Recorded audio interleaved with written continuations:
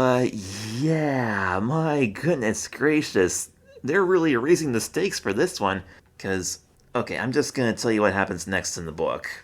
So in the book, Toad buys these two really huge chocolate ice cream cones. Like, the top parts, like the actual ice cream scoops, are bigger than his head. And as he's carrying them back to Frog, the ice cream melts in the sun. He gets it all over him, makes a huge mess along the way, and scares all the neighbors in the process. So instead of having two gigantic chocolate cones, Toad's got these really tall cones with tons of flavors on them. Okay, Apple TV, this is gonna get crazy. Now, Raccoon, who, by the way, is much larger than all the other characters we see here, makes me wonder how he fits through the door, says, "Wow, Toad got every flavor. Good choice, Toad." And Toad says, "Yes, the best choice of all is the best choice is not having to choose at all." Okay. Not having to choose is, I guess, the easiest choice. I don't know if that necessarily means it's the best choice. I guess Toad's about to learn that the hard way. There's a little sign next to the door hanging on the tree with a little ice cream cone and an arrow pointing to the right away from the door, so I wonder if there's some kind of window in the back where bigger animals who can't fit inside can get their ice cream. Almost like a walk-up or a drive-through window. It might be, because I see another little awning around the corner there. And yeah, inside the store, there was that window along the side, and it had a little, one of those silver bells that you, like, ring for assistance. So I guess that's where Raccoon's gonna get his, then. His ice cream. Toad says, "Now Frog can try every sweet, cool flavor." I guess they're each gonna try all the flavors together, I guess. Oh man, Clementine would be so jealous of Toad right now if she were watching this. Clementine, the main character of the books by Sarah Pennypacker, is one of my favorite children's book characters. Clementine has this problem of, she doesn't have a choosing problem, she has a not choosing problem. She says that it's easy to choose one kind of candy or one pair of shoes from the store, but the problem is that if she chooses one, she has to not choose everything else. And she gets into all kinds of dilemmas with that. I believe it was the second Clementine book. Neither of her parents were looking forward to taking her shoe shopping, because Clementine ended up trying on every single pair of shoes in the store and just couldn't decide, and finally in the end she decided she wanted the first pair she tried on. I totally get that. I often feel as well that's the first of everything is often the best. A lot of the time, not always, but yeah, Clementine by Sarah Pennypacker. You should definitely check those out, especially if you're a fan of Frog and Toad or Harriet the Spy. Okay, Toad's leaving, and Robin's next. She's finally gonna get her ice cream.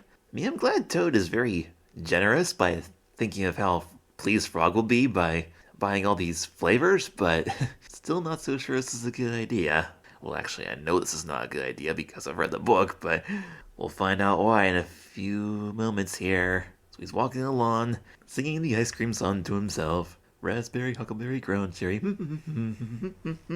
And okay, the bottom scoop of one of the cones, the pink one, I'm not even gonna bother guessing which flavor they are. That'd be too complicated. Drips down onto Toad's sleeve, just like it did in the book. In fact, the entire tower of ice cream is kind of melting here. And yep, there's some ice cream falling on his head. What for a little animal he just walked by? Oh, it was a bug, okay. A big beetle. Meanwhile, Frog is still waiting for Toad. He's got the picnic blanket all laid out. There's Toad again. He's walking along with his face covered in ice cream.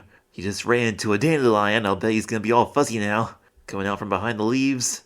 Yeah, he's got dandelion fluff on him and a few leaves now. Oh, there's Squirrel. He's about to freak out. Yep. Says, "What is that scary thing? Ah!" And now he's running towards Frog. Or she is. We have a little bit of a different order here than we have in the book. In the book, first the mouse runs by and says to Frog, "I just saw something awful. It was big and brown." And then the squirrel comes by and says, "Something covered with sticks and leaves is moving this way." And then Rabbit hops along and says, "Here comes a thing with horns. Run for your life."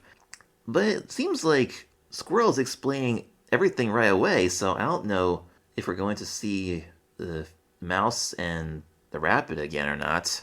We might, though. Squirrel also points out that the scary thing he just saw made all kinds of weird, scary sounds, which I assume was just Toad saying, "Whoa! Ah! Frog! Help! Where are you? I can't see!" Now, on the TV show, Frog's starting to get a little bit worried. "Oh, that big thing is out there somewhere," he says, "and Toad is out there all alone."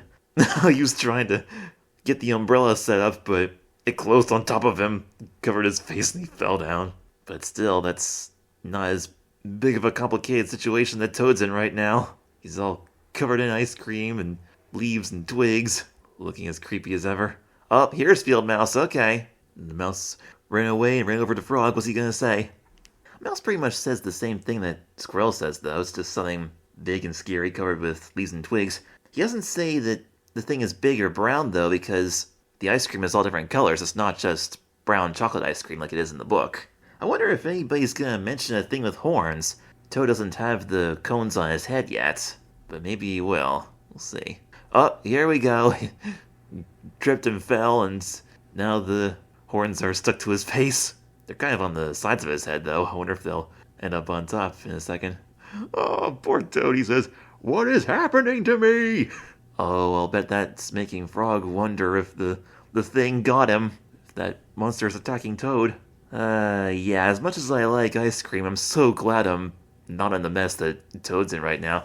If this had happened to me when I was a kid, I would have been horribly upset. I mean, I never liked getting messy or playing in the mud, and I didn't even like getting my clothes wet. So having ice cream all over me like that would have been pure heck, in my mind. And I didn't like having my face painted either.